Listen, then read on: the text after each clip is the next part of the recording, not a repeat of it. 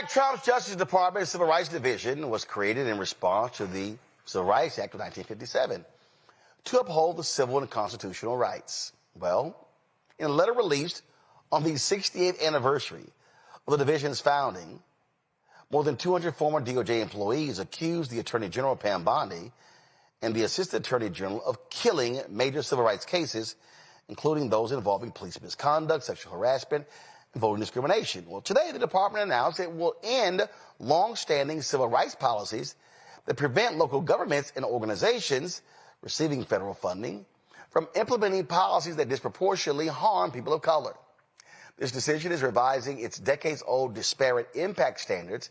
It'll make it more challenging to address potential biases in housing, criminal law, employment, environmental regulations, and other policy areas. Todd Cox is the Associate Director, Counsel of the Legal Defense Fund. He joins us right now.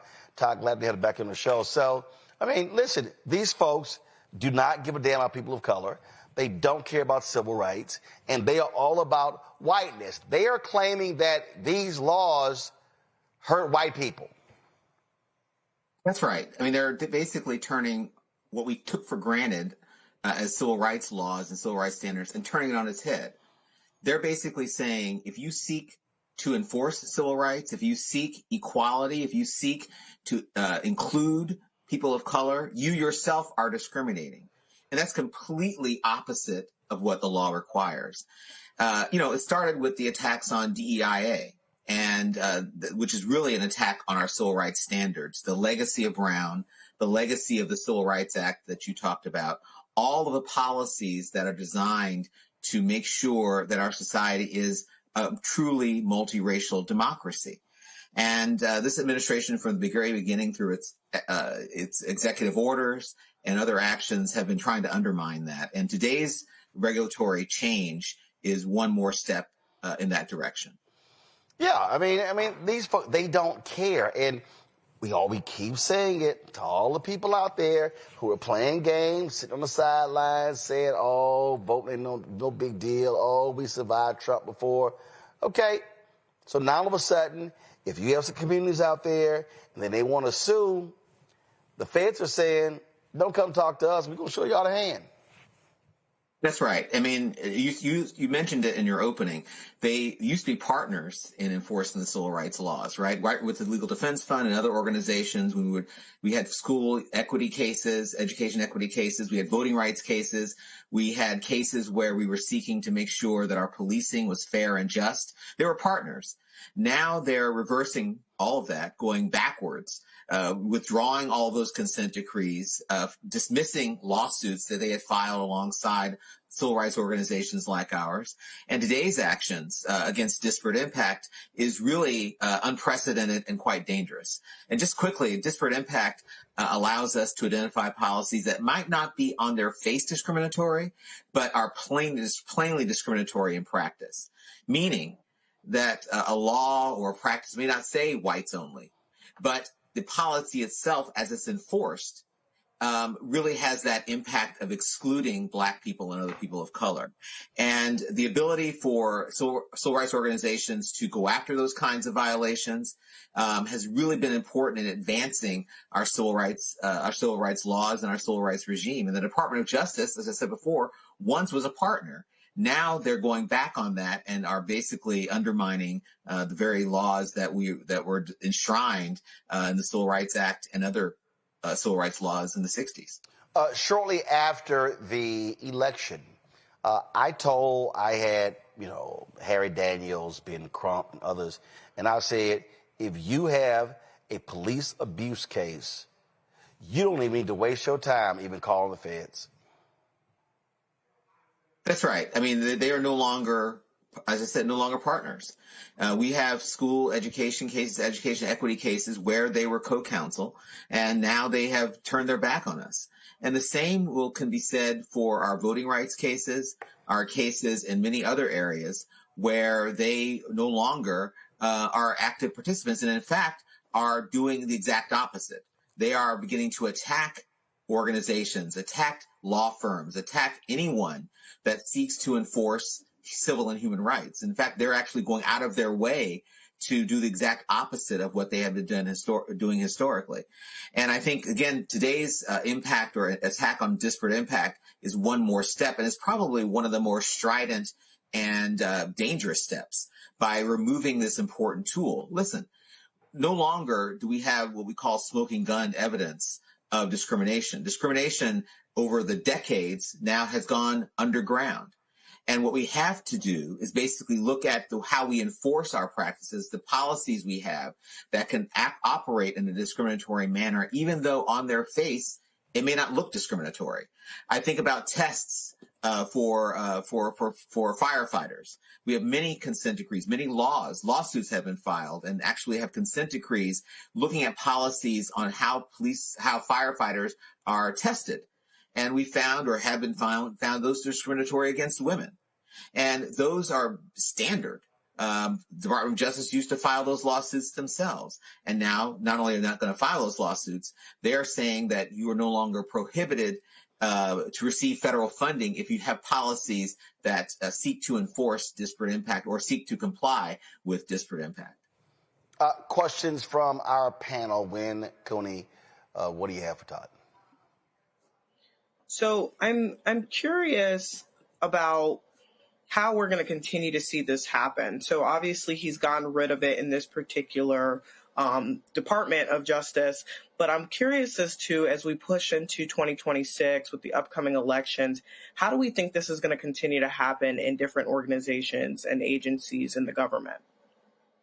Well, I think they're going to continue, and they've already started to try to take what we have, I think, taken for granted as being an important civil rights infrastructure and undermine it. In various departments, they're attacking disparate impact. They're trying to roll back regulations and say you no longer can, enforce civil rights laws. And I think the way they're doing it is quite nefarious. What they did today was to do it without having the usual notice and comment period, which again is a standard practice and legal requirement that before you change a regulation, you are required to have notice and comment. And we've seen them hint at doing it with other agencies to change rules. They did it today. And I think we're going to continue to see them testing whether or not folks push back on that. So we're going to have to keep an eye open. We're going to have to make sure we're monitoring all of these regulatory standards, which they are beginning to try to roll back. And when there are opportunities for comment and push back. When they choose not to comment, we need to speak out and take appropriate legal action if necessary. Mustafa. Well, it's good to see you. You know, I've worked on Title VI of the Civil Rights Act for a number of years in the environmental context. I often talk about this around the cycle of cumulative harm.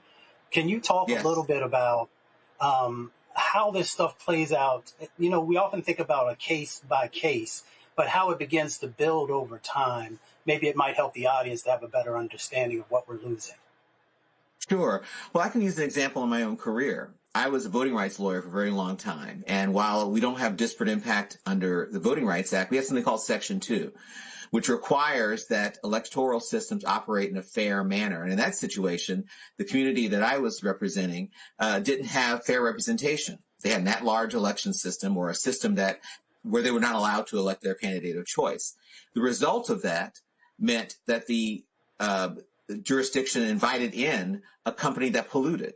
So at the same time we had a Voting Rights Act case, we also were pursuing a Title VI case, environmental justice, as you were alluding to, against this company, all of which would have been abated if our community or the community I represented had representatives really interested in representing their points of views, so that company wouldn't be there polluting their community, in a disparately impactful way.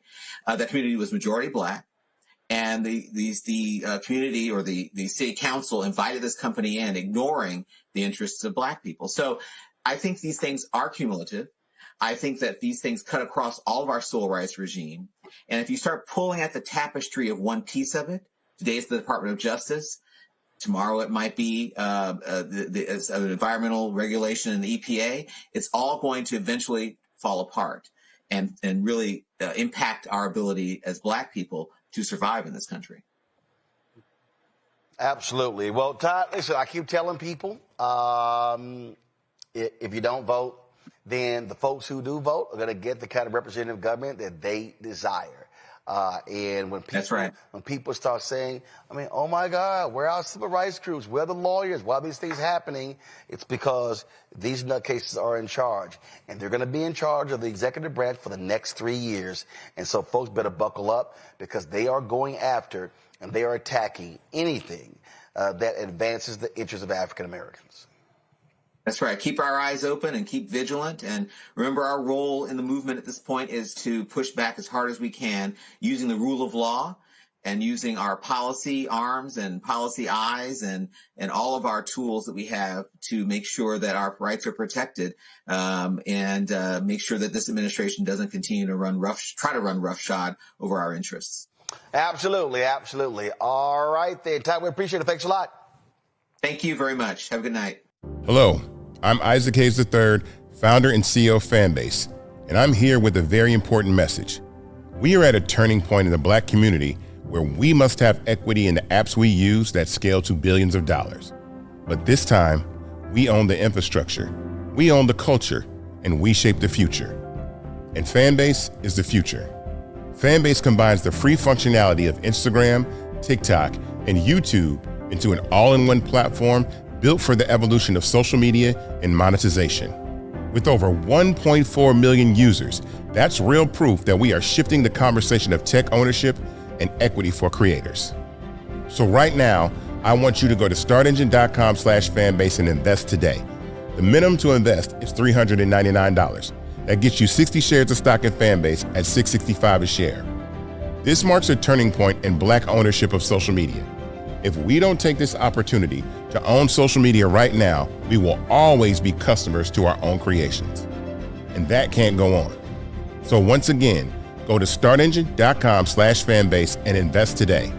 We must own the platforms where our voices live, our stories matter, and where our culture drives the world. Thank you.